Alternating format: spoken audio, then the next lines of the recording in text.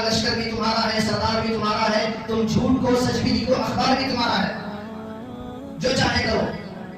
لیکن آپ دیکھیں کہ مسلمان خوش تھے کہ اس بات پر کہ 500 سال پہلے مسجد بنائی گئی تھی۔ گورنر نے کہا کہ ہاں 500 سال پہلے کیا وہاں پر مندر توڑ کر بنائی گئی تھی؟ آگے نائب 1940 پر 9 میں وہاں پر مورتیاں رکھی گئی تھی؟ ہاں رکھی گئی تھی۔ کیا ایلیگل تھا؟ کیا ہاں ایلیگل تھا۔ 90 پر 2 میں مسجد کو شہید کیا گیا تھا، یہ ایلیگل تھا؟ کہ ہاں ایلیگل تھا، توڑا گیا تھا۔ یہ تمام چیزیں ثبوت رکھ کر مسلمان یہ سوچ رہے تھے، دلائل ایسے ہیں کہ اب تو فیصلہ تو مسلمانوں تک ابھی میں آنا چاہیے، اس لیے کہ یہ چیزیں تھی، یہ پروف تھا، لیکن فیصلہ آیا کہ یہاں پر نئے مندر بنے گی، کیونکہ ہمیں یہاں پر مجارٹی دوسروں کی ہے، ہمیں ان کو خوش کرنا ہے۔ تمہارا ہے، سردار بھی تمہارا ہے، لشکر بھی تمہارا ہے، سردار بھی تمہارا ہے، تم جھوٹ کو سچ بھی لکھ دو، اخبار بھی تمہارا ہے۔ ان اندھیروں کے جگر کو چیر کر ایک نور آئے گا، تم اگر فرعون ہو تو موسیٰ بھی ضرور آئے گا۔ معزز سامعین کرام، بزرگان دین، عزیز دوستو،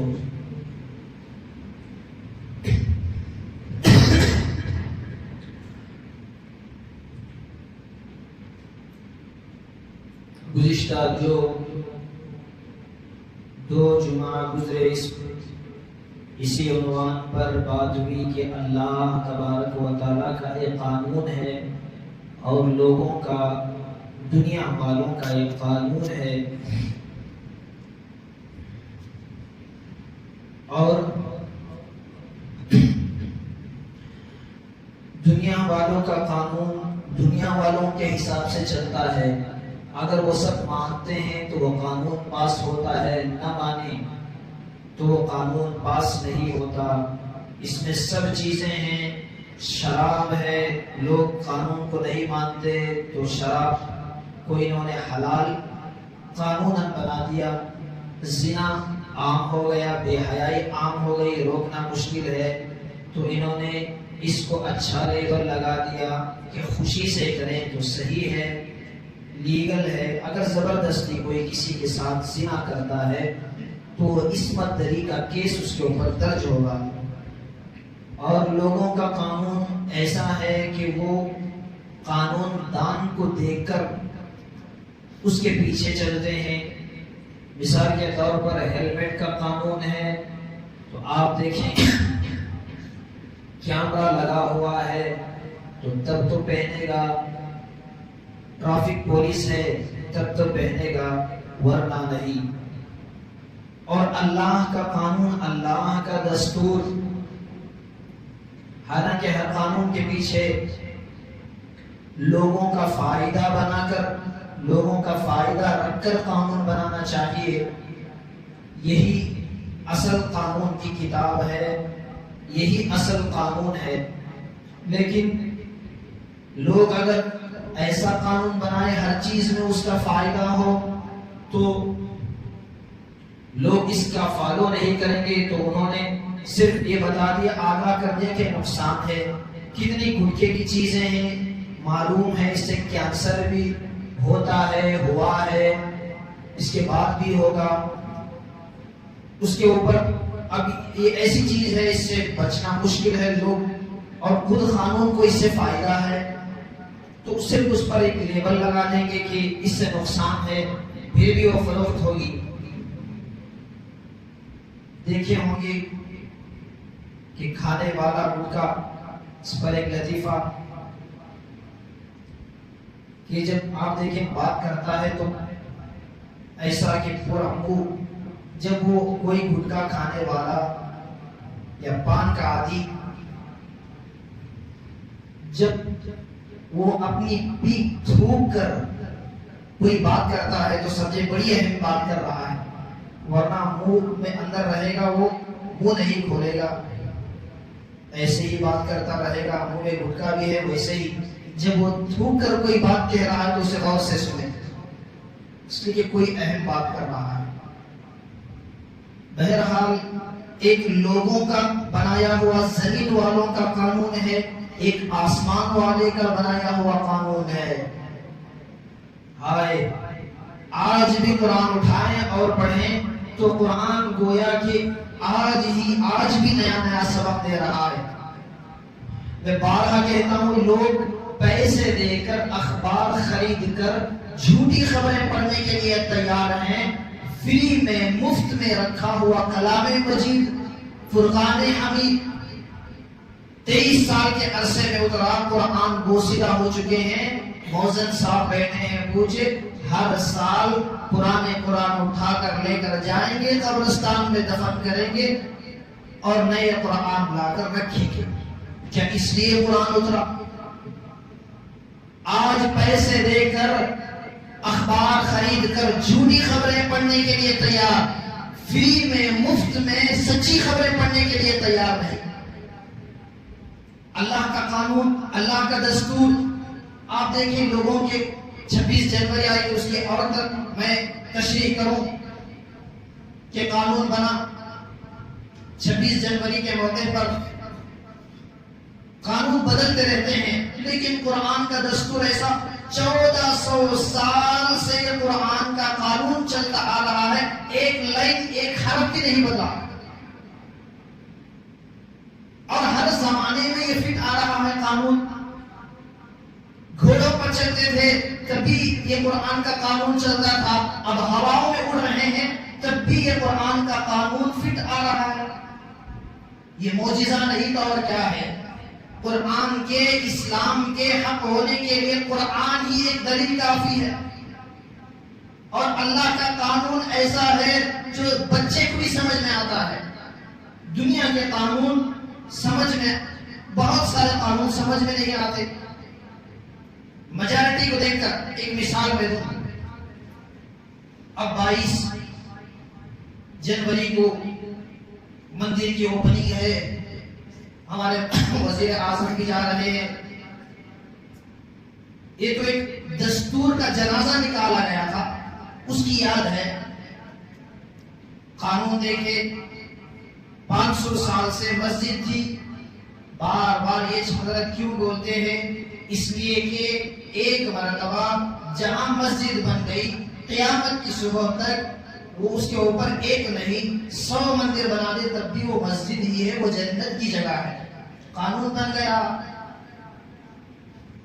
اس لیے کہ اس کو شاعر نے کہا لشکر بھی تمہارا ہے، سردار بھی تمہارا ہے، تم جھوٹ کو سچ بھی لکھ دو، اخبار بھی تمہارا ہے، جو چاہے کرو۔ لیکن آپ دیکھیں کہ مسلمان خوش تھے کہ اس بات پر کہ 500 سال پہلے مسجد بنائی گئی تھی۔ کورٹ نے کہا کہ ہاں 500 سال پہلے کیا وہاں پر مندر توڑ کر بنائی گئی تھی؟ آگے نہیں، 1940 پر 9 میں وہاں پر مورتیاں رکھی گئی تھی، ہاں رکھی گئی تھی۔ کیا ایلیگل تھا؟ کیا ہاں ایلیگل تھا۔ 90 پر 2 میں مسجد کو شہید کیا گیا تھا، یہ ایلیگل تھا کہ ہاں ایلیگل تھا، توڑا گیا تھا۔ یہ تمام چیزیں ثبوت رکھ کر مسلمان یہ سوچ رہے تھے، دلائل ایسے ہیں کہ اب تو فیصلہ تو مسلمانوں کے حق ہی میں آنا چاہیے، اس لیے کہ یہ چیزیں تھی، یہ پروف تھا، لیکن فیصلہ آیا کہ یہاں پر نئے مندر بنے گی، کیونکہ ہمیں یہاں پر میجارٹی دوسروں کی ہے، ہمیں ان کو خوش کرنا ہے، تمہاری میجارٹی کم ہے تو قانون ایسے بھی۔ 1920 پر ایک واقعہ عرض کروں کہ 1940 1917 کے اندر اب وہ علاقہ پہلے پاکستان کا پڑوسی ملک کا الگ ہو گیا، پہلے وہ بھی ہندوستان ہی کے تھا۔ تو ایک آدمی نے نماز پڑھی وہاں پر، تو کہا کہ یہ ہمارا علاقہ ہے تو تم یہاں پر مسجد نہیں بنا سکتے، اس لیے کہ ناجائز چیز پر اگر کوئی مسجد بھی بناتا ہے تو شریعت کا فتویٰ یہی ہے کہ وہاں پر اس مسجد کو توڑ دیا جائے گا، اس لیے کہ ناجائز زمین ہے۔ بیت المقدس جب تعمیر کی گئی تو اس بیت المقدس میں ایک بوڑھیا کا گھر آ گیا تھا، داؤد علیہ السلام نے کہا کہ یہ مجھے زمین چاہیے، اس کے عوض میں تجھے کتنا، اس کے بدلے میں اس سے کئی 10 گنا زمین دے سکتا ہوں۔ تو بڑھیا نے کہا کہ میں نہیں دے سکتی۔ ساری زندگی داؤد علیہ السلام اس بڑھیا کو مناتے رہے، زمین نہیں دی، داؤد علیہ السلام کا انتقال ہو گیا۔ سلیمان علیہ السلام کا دور آیا، یہ مسجد کو تعمیر کنٹینیو کر رہے تھے، بڑھیا کے پاس جاتے، خیر خیریت پوچھتے، سلام کرتے، تو بڑھیا کہتے نہیں، تو میرے خیریت کے لیے نہیں آیا سلیمان، تو مسجد کے لیے آیا، مسجد کو زمین چاہیے، تجھے میرا گھر مانگنے کے لیے آیا، میں نہیں دوں گی۔ لمبا تفصیل واقعہ ہے۔ آخر میں اس نے کہا کہ کس بات پر تو راضی ہو سکتی ہے؟ اس نے کہا کہ ملک شام میں جو سب سے بڑی گائے ہو اسے ذبح کریں ڈھونڈ کر، اور اس گائے کو صفائی کرنے کے بعد اس کا چمڑے کی دباغت دی جائے، اس چمڑے میں جتنا سونا چاندی ہیرے جواہرات آ سکتے ہیں وہ بھر کر دیں، تب میں اپنی جھوپڑی خالی کر سکتی ہوں۔ سلیمان علیہ السلام غدوها شہر ورواحها شہر، ہوا کو ان کے اوپر تخت تھا، 6 لاکھ کرسیاں بیٹھ کر ہوا کو حکم دیتے، ایک دن کے اندر 2 مہینے کی مسافرت طے کر سکتے تھے۔ ہوا کو حکم دیتے کہ بڑھیا کا گھر اڑا دے تو اڑا سکتی تھی، نہیں۔ ایک مرتبہ انگریز کے دور میں ہندو اور مسلمان کی اسی پر جھگڑا ہوا۔ ہندو اور مسلمان یہ کہتے تھے کہ زمین ہماری ہے سہارنپور کے اندر، مسلمان کہتے ہیں ہماری زمین۔ انگریز کا لا تھا اس وقت میں IPC، انڈین پینل کوڈ، تو اس کا ایک قانون تھا انڈین پیٹرن کوڈ، اس حساب سے وہ فیصلہ کرتے تھے۔ تو ہندوؤں نے کہا، ہندوؤں سے اس لیے کہ دونوں بھی فریق جمع ہوئے، پوچھا کہ تم کس بات پر متفق ہو سکتے ہو؟ تو ہندوؤں نے کہا کہ مفتی مظفر حسین جو بات کہیں ہم اس کے اوپر ماننے کے لیے تیار۔ مفتی مظفر حسین کو بلایا گیا، مسلمان خوش تھے کہ مسلمان ہیں، مفتی صاحب ہیں، فتویٰ ہمارے حق میں دیں گے۔ تو انہوں نے کہا کہ نہیں، یہ زمین ہندوؤں کی ہے، مسلمانوں نے قبضہ کیا ہے۔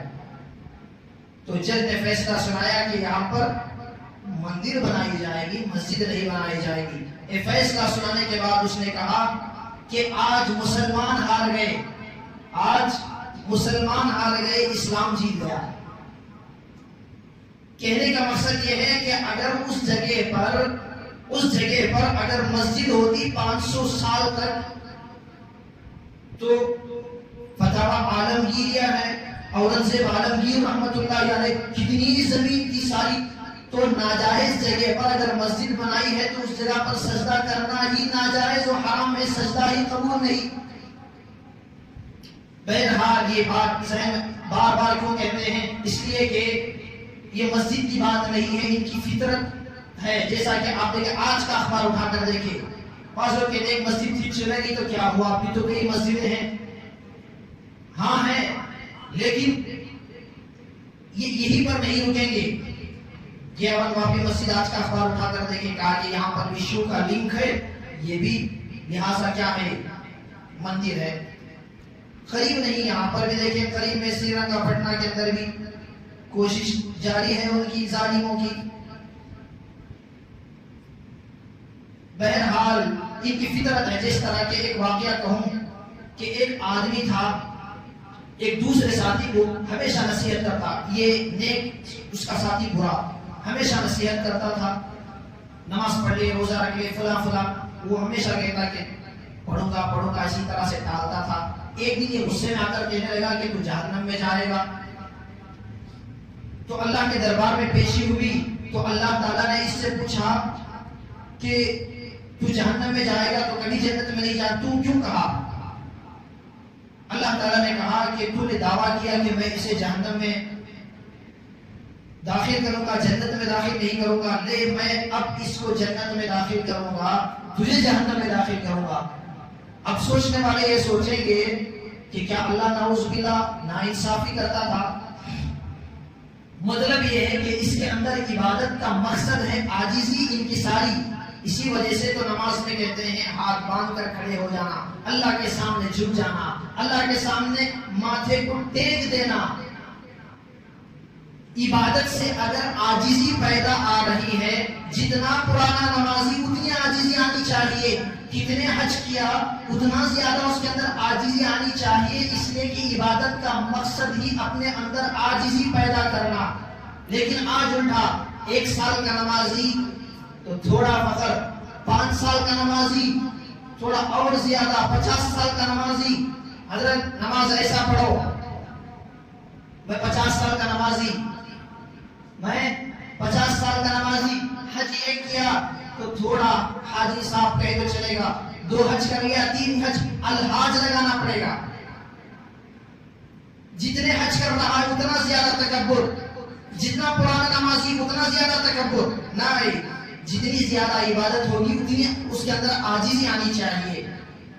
بہرحال عرض کر رہا تھا کہ ایک اللہ کا قانون، ایک اللہ کا دستور۔ ایک بات یہ بھی عرض کروں کہ ایک تو یہ غم بھی ہے کہ مسجدیں بھی توڑی جا رہی ہیں، اس کے سامنے مسلمانوں کا ایک گویا مذاق ہے، 20 25 30 کروڑ مسلمانوں کا، اور مسلمان اس کے باوجود بھی ایک تو مسجد میں ہے، ایک نماز کی پابندی کرے، نماز کی، یہی تو ہے۔ ایک بات یاد رکھیں، ایک تو اپنی جگہ ہے، مسجد توڑ دی گئی، ہم اللہ سے پوچھیں گے، اللہ کہے گا قیامت کے دن مسجد توڑی گئی تم کیا کر رہے تھے؟ اے اللہ، ایلیگل تو نہیں کر سکتے، دنیا کے حساب سے ہم نے جو فیصلہ تھا کیا۔ ایک بابری مسجد کے پیچھے جتنا کیس میں پیسے لگے اس سے 5 وجہ مسجدیں بن سکتی تھی، ہم نے وہ کیا، لیکن نہیں بن سکی، اللہ معاف کر دے گا۔ لیکن ایک نماز چھوڑا ہے، اللہ پوچھے گا نماز کیوں نہیں پڑھا، اس کا کوئی جواب نہیں، تو اللہ کے یہاں پکڑ ہوگی، اللہ کے یہاں۔ ارے ساری دنیا میں مسجد نہ ہو، جعلت لی الارض مسجدا وطہورا، ساری کی ساری زمین اللہ کی ہے، جہاں چاہے نماز پڑھو۔ ایک مسجد میں لکھا ہوا تھا کہ بے نمازی ناٹ الاؤڈ، بے نمازی ناٹ الاؤڈ، تو اس نے نیچے لکھا بے نمازی نہ کہو اے بکر، بے نمازی نہ کہو اے بکر، ہم بھی سال میں مارتے ہیں 2 ٹکر، ایک عید الاضحیٰ ایک عید الفطر، ہم بھی نمازی حضرت عید الفطر پڑھتے ہیں، عید الاضحیٰ پڑھتے ہیں، جنازے کی نماز پڑھتے ہیں، جمعہ کی نماز پڑھتے ہیں۔ ہائے، نماز نہ پڑھنے پر یہ نہ کہو کہ میں نے نماز نہیں پڑھی، بلکہ یہ کہو کہ مجھ سے کون سا ایسا گناہ ہو گیا کہ اللہ نے مجھے سجدوں کی توفیق مجھ سے چھین لی، رات میں میرے سے کون سا ایسا گناہ ہوا کہ اللہ نے فجر کی نماز مجھ سے چھین لی، ظہر کی نماز میں کاروبار میں مجھ سے کوئی غلطی ہوئی، اللہ نے ظہر کی نماز چھین لی۔ پیسوں کو چھیننے کا تو غم، لیکن افسوس کتنے بار جمعہ کے دن بھی ایک مصیبت ہے ہمارے لیے نماز، کہ بھاگیں گے کہ 5 منٹ میں کہاں ہوتی، 4 منٹ میں کہاں ہوتی نماز، 3 منٹ میں کہاں ہوتی، رستے میں کہاں ہوتی ہے نماز، وہاں پڑھیں گے، گویا کہ ہم نے ایک مصیبت تھی، گویا کہ ہم نے ٹال دی۔ ایک آدمی تھا، ایک مرتبہ ایک بھینس مسجد میں گھس کر آ گئی، تو مؤذن صاحب بھگانے لگے کہ مسجد میں آگے مارنے لگے، تو پیچھے سے مالک آیا، مؤذن صاحب تھوڑا صبر کریں، مارے نہیں، بھینس کو معلوم نہیں، آ گئی، میں آیا کب تو نہیں، میں آیا دیکھے، اسے معلوم نہیں، میں آ گئی۔ یہ حالت ہے آج نمازوں کا۔ اسی کو شاعر نے بھی کہا، اپنے کردار کا تو غازی بن جا، جیت نہ پائے کوئی ایسی بازی بن جا، توڑنے والے خود تیری مسجد بنائیں گے، پہلے تو 5 وقتہ نمازی بن جا۔ آمین، وآخر دعوانا الحمدللہ رب العالمین۔